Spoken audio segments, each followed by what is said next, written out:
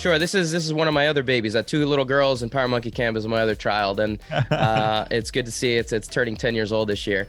And it started out because the facility that we use out in the middle of nowhere, Tennessee, it's about 30 minutes down the road from Cookeville, so we have a really good relationship with Mayhem and Rich and those people out there.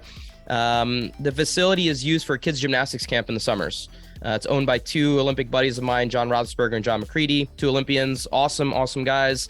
And I've been going out there for, close to 20 years now, teaching kids in the summers gymnastics. And the facility is beautiful. We have a 150-acre campus, 32-acre lake, 30,000 square foot of gym space that's going to be expanded another 15,000 square foot.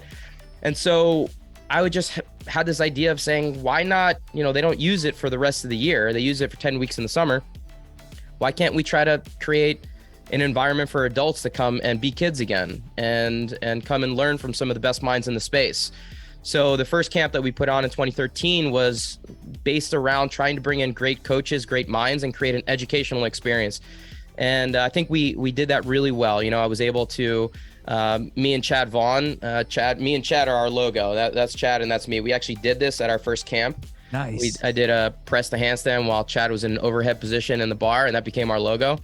And Dave Newman from RX Market, I always got to give him a shout out because Dave was fundamental in helping us bring on the first camp. He loved gymnastics, had been a gymnastics coach growing up in Southern California, and loved the idea and helped bring out some big names within the space and helped kind of promote it for us. We were nobody within the space back then. So it kind of grew, and initially the whole idea was information. Let's just bombard people with great education over the course of the week. And while we do that really well, and I would be, I'd put it out there to anyone to find a more capable staff than we have on the education side across the board. What ended up happening is something really special and unintended. Camp ended up becoming a real experience for people, and it became kind of a family reunion. And so the coaches and the staff that come back each and every time, they can tell you that it's my favorite 2 weeks of the year. It's their favorite 2 weeks a year, one in the fall, one in the spring. And they come back time and time again, not because, it's the best pay in the world or, anything like that. It's because the people that continue to come are really, really passionate and really care about the people that they work with. And, the campers come from all over the place. We've had about 40 countries represented over the years. We've had, we cap it at 100 participants, another 50 to 70 staff. So we end up having about 150 to 170 campers and staff for an entire week, come on a Sunday, leave on a following Saturday. And when you're eating with that same group and training and bunking up with the people, you create a completely different environment than if you're in a 1 day or 2 day seminar. You get to know people at a level that is really unique. And that first camp, when people were getting on the bus to go home, we only had around 29 or 30 campers that first camp. And when people were getting on the bus to go back to the airport, they were all crying, and they were all crying to leave. And I couldn't believe it. I couldn't believe that we had created in 1 week such an emotional impact on the people that attended, that I said, we have something special here. And even though we lost a lot of money in that first camp, we got to continue to do it. And it grew into something that, we've had marriages come out of camp. We've had marriages happen at camp. We've had a bunch of campers get engaged at camp. The level of kind of relationship that has been created goes well beyond anything we ever intended to create. Who were your early adopters of this? They were all average CrossFitters. We've always tried to put it out to the beginner and intermediate level CrossFitter, the person that really wants to learn a good foundation. I think people sometimes get intimidated when they see, Fraser there, Katrin there, and some of these other big names that have come to be guests over the years. And it's not meant for them. I love having them out, and they add a great component to camp, but really it's all about setting a foundation around the person that really wants to learn.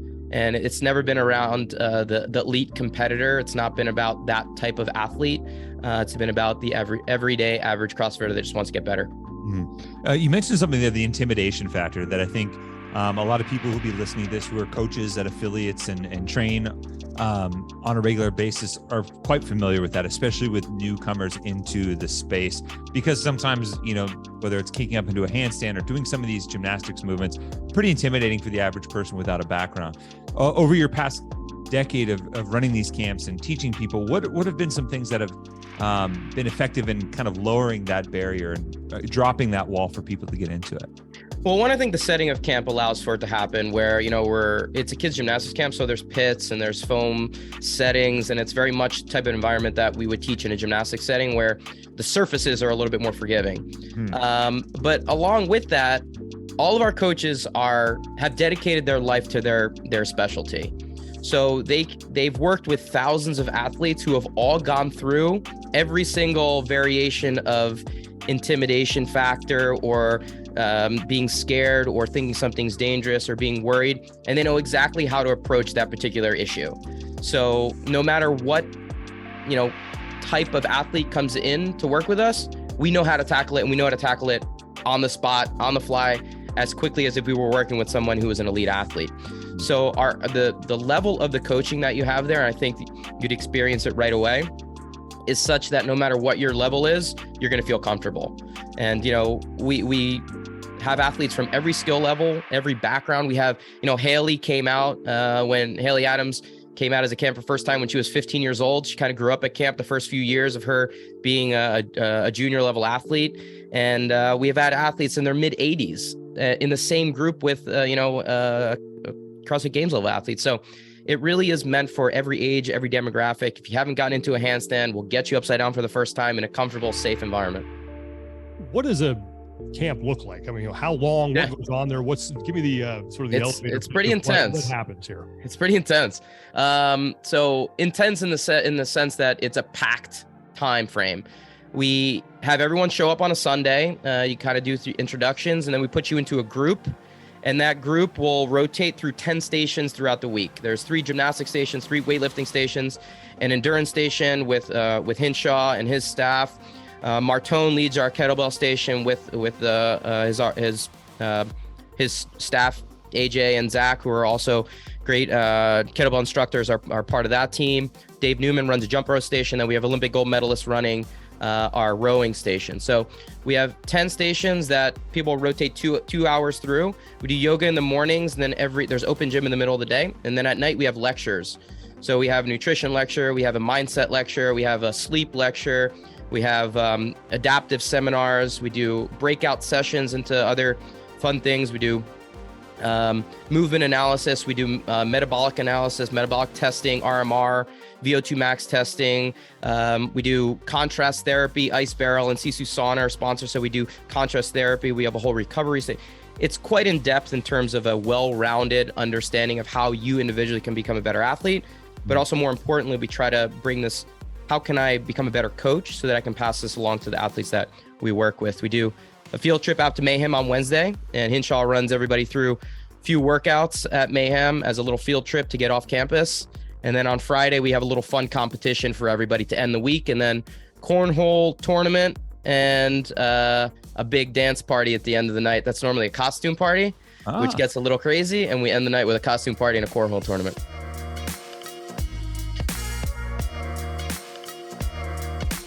Thanks so much for watching our video. Be sure to comment below, like this video, and subscribe to our YouTube channel to get more videos just like this one.